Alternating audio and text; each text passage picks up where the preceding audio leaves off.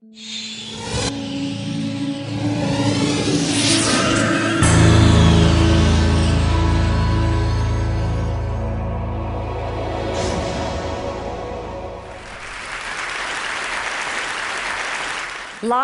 is about opportunities, creating them and embracing them. And for me, that was the Olympic dream.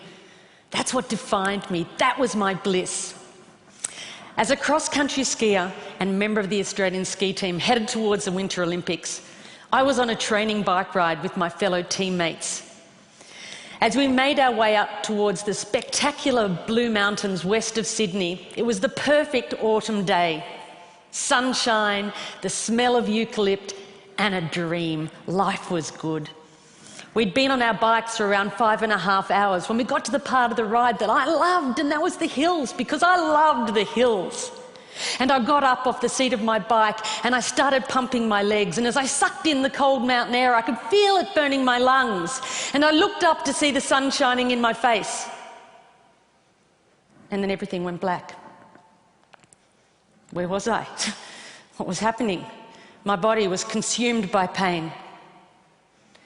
I'd been hit by a speeding utility truck with only 10 minutes to go on the bike ride.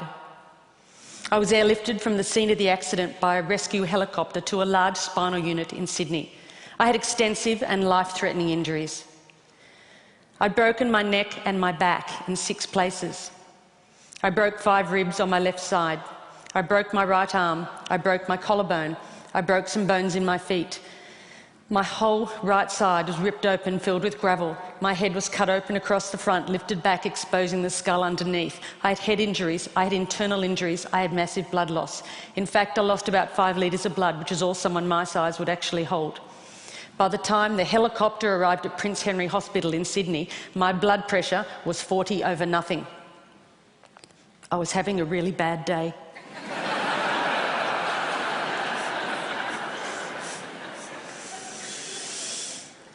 For over 10 days, I drifted between 2 dimensions. I had an awareness of being in my body, but also being out of my body, somewhere else, watching from above, as if it was happening to someone else. Why would I want to go back to a body that was so broken? But this voice kept calling me, "Come on, stay with me." No, it's too hard. Come on, this is our opportunity. No, that body is broken. It can no longer serve me. Come on, stay with me. We can do it. We can do it together. I was at a crossroads. I knew if I didn't return to my body, I'd have to leave this world forever. It was the fight of my life. After 10 days, I made the decision to return to my body, and the internal bleeding stopped. The next concern was whether I would walk again, because I was paralysed from the waist down. They said to my parents the neck break was a stable fracture, but the back was completely crushed. The vertebra at L1 was like you'd dropped a peanut, stepped on it, smashed it into thousands of pieces. They'd have to operate. They went in, they put me on a beanbag, they cut me, literally cut me in half. I have a scar that wraps around my entire body. They picked as much broken bone as they could that had lodged in my spinal cord. They took out 2 of my broken ribs and they rebuilt my back, L1. They rebuilt it. They took out another broken rib. They fused T12, L1 and L2 together. Then they stitched me up. They took an entire hour to stitch me up. I woke up in intensive care and the doctors were really excited that the operation had been a success, because at that stage I had a little bit of movement in one of my big toes. And I thought, great, because I'm going to the Olympics. I had no idea. It's the sort of thing that happens to someone else, not me, surely. But then the doctor came over to me and she said, "Janine, the operation was a success and we've picked as much bone out of your spinal cord as we could.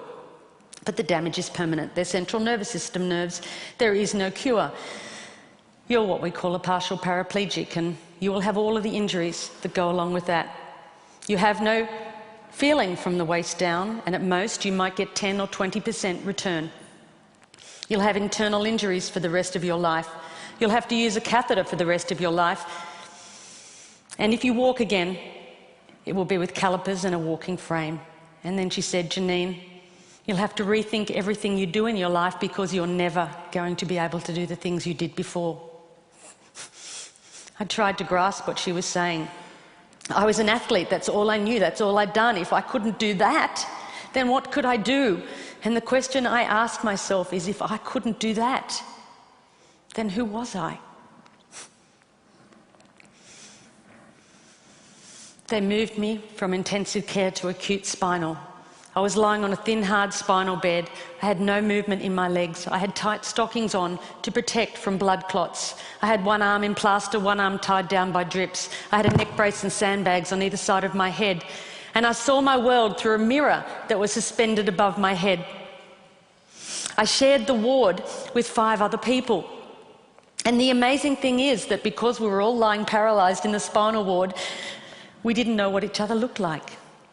How amazing is that?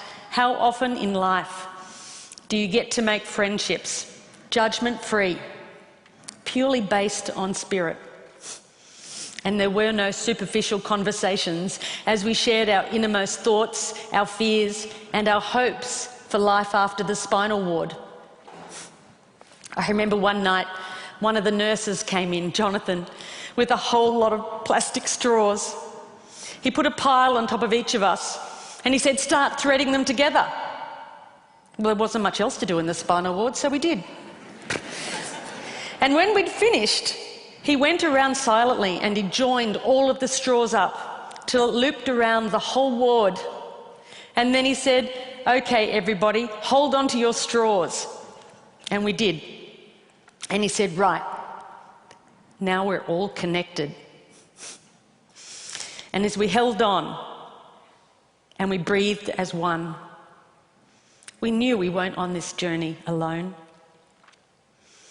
And even lying paralysed in the spinal ward, there were moments of incredible depth and richness, of authenticity and connection that I had never experienced before. And each of us knew that when we left the spinal ward,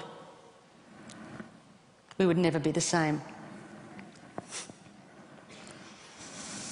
After 6 months, it was time to go home.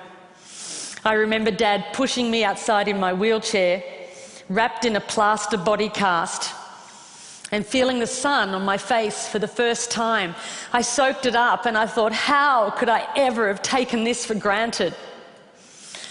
I felt so incredibly grateful for my life. But before I left hospital, the head nurse had said to me, "Janine, I want you to be ready because when you get home, something's going to happen." And I said, "What?" And she said, "You're going to get depressed." And I said, "Not me, not Janine the Machine," which was my nickname. She said, "You are, because see, it happens to everyone. In the spinal ward, that's normal. You're in a wheelchair, that's normal, but you're going to get home and realise how different life is." And I got home and something happened. I realised Sister Sam was right. I did get depressed. I was in my wheelchair. I had no feeling from the waist down, attached to a catheter bottle. I couldn't walk. I'd lost so much weight in hospital, I now weighed about 80 pounds. And I wanted to give up. All I wanted to do was put my running shoes on and run out the door. I wanted my old life back. I wanted my body back. And I can remember Mum sitting on the end of my bed and saying, "I wonder if life will ever be good again." And I thought, how could it? Because I've lost everything that I valued, everything that I'd worked towards, gone. And the question I asked was, why me?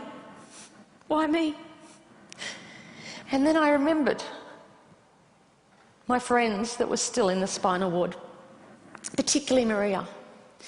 Maria was in a car accident and she woke up on her 16th birthday to the news that she was a complete quadriplegic.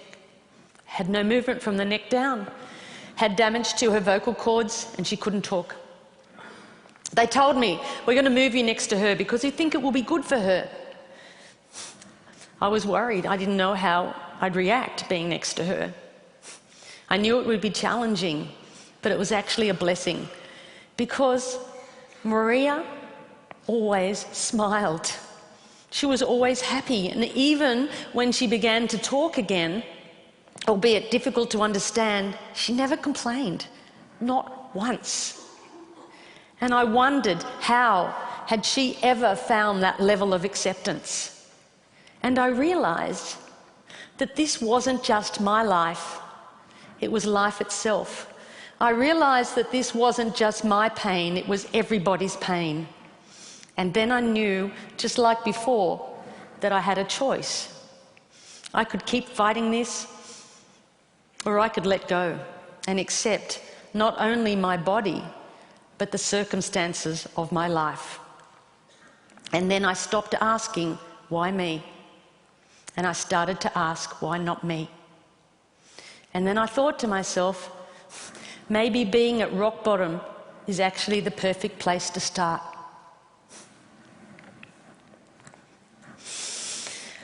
I had never before thought of myself as a creative person. I was an athlete, my body was a machine. But now I was about to embark on the most creative project that any of us could ever do, that of rebuilding a life. And even though I had absolutely no idea what I was going to do, in that uncertainty came a sense of freedom. I was no longer tied to a set path. I was free to explore life's infinite possibilities. And that realisation was about to change my life. Sitting at home in my wheelchair and my plaster body cast, an aeroplane flew overhead. And I looked up and I thought to myself, that's it! If I can't walk, then I might as well fly. I said, Mum, I'm going to learn how to fly. She said, that's nice, dear. I said, pass me the yellow pages. She's passed me the phone book. I rang up the flying school. I made a booking. Said I'd like to make a booking to come out for a flight. They said, when do you want to come out? I said, well, I have to get a friend to drive me out because I can't drive. Sort of can't walk either. Is that a problem? I made a booking, and weeks later my friend Chris and my mum drove me out to the airport, all 80 pounds of me covered in a plaster body cast in a baggy pair of overalls. I can tell you, I did not look like the ideal candidate to get a pilot's licence. I'm holding onto the counter because I can't stand. I said, hi, I'm here for a flying lesson. And they took one look and ran out the back to draw short straws. You get her. No, you take her. Finally, this guy comes out. He goes, hi, I'm Andrew, and I'm going to take you flying. I go, great. So they drive me down. They get me out on the tarmac, and there was this red, white, and blue aeroplane. It was beautiful. They lifted me into the cockpit. They had to slide me up on the wing, put me in the cockpit. They sat me down. There are buttons and dials everywhere. I'm going, wow, how do you ever know what all these buttons and dials do? Andrew, the instructor, got in the front, started the aeroplane up. He said, would you like to have a go at taxiing? That's when you use your feet to control the rudder pedals, to control the aeroplane on the ground. I said, no, I can't use my legs. He went, oh. I said, but I can use my hands. And he said, okay. So he got over to the runway and he applied the power. And as we took off down the runway and the wheels lifted up off the tarmac and we became airborne, I had the most incredible sense of freedom. And Andrew said to me, as we got over the training area, you see that mountain over there? And I said, yeah. And he said, well, you take the controls and you fly towards that mountain. And as I looked up, I realised that he was pointing towards the Blue Mountains, where the journey had begun. And I took the controls, and I was flying. And I was a long, long way from that spinal ward. And I knew right then that I was going to be a pilot. Didn't know how on earth I'd ever pass a medical. But I'd worry about that later, because right now I had a dream. So I went home, I got a training diary out, and I had a plan. And I practiced my walking as much as I could. And I went from the point of like 2 people holding me up to 1 person holding me up, to the point where I could walk around the furniture, as long as it wasn't too far apart. And then I made great progression to the point where I could walk around the house, holding onto the walls like this. And Mum said she was forever following me, wiping off my fingerprints. But at least she always knew where I was. So while the doctors continued to operate and put my body back together again, I went on with my theory study. And then eventually and amazingly, I passed my pilot's medical, and that was my green light to fly. And I spent every moment I could out at that flying school, way out of my comfort zone. All these young guys that wanted to be Qantas pilots, you know, and little old hop-along me in first my plaster cast and then my steel brace, my baggy overalls, my bag of medication and catheters, and my limp. And they used to look at me and think, oh, who is she kidding? She's never going to be able to do this. And sometimes I thought that too. But that didn't matter, because now there was something inside that burned that far outweighed my injuries. And little goals kept me going along the way, and eventually I got my private pilot's license. And then I learned to navigate, and I flew my friends around Australia. And then I learned to fly an aeroplane with 2 engines, and I got my twin engine rating. And then I learned to fly in bad weather as well as fine weather and got my instrument rating. And then I got my commercial pilot's license. And then I got my instructor rating. And then I found myself back at that same school where I'd gone for that very first flight, teaching other people how to fly. Just under 18 months after I'd left the spinal ward.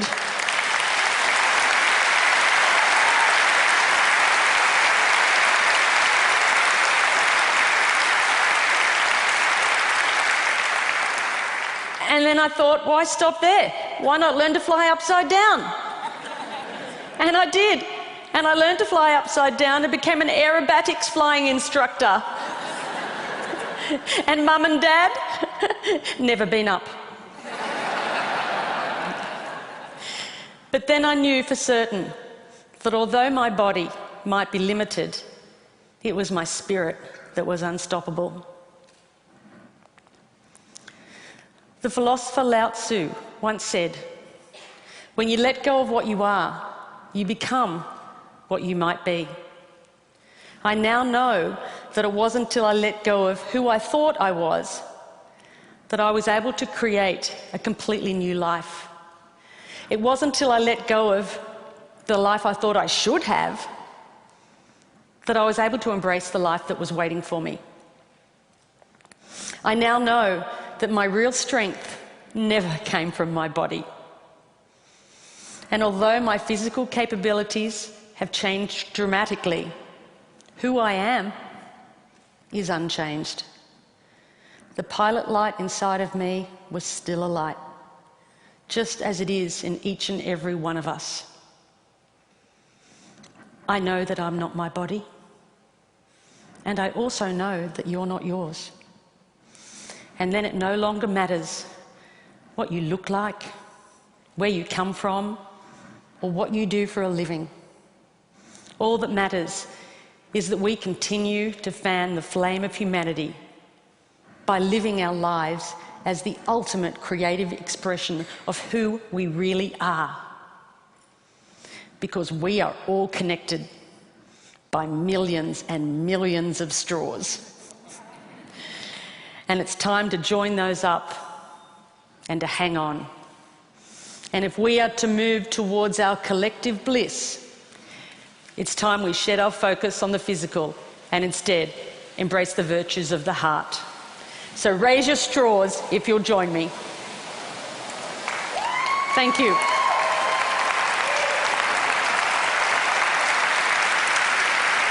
Thank you.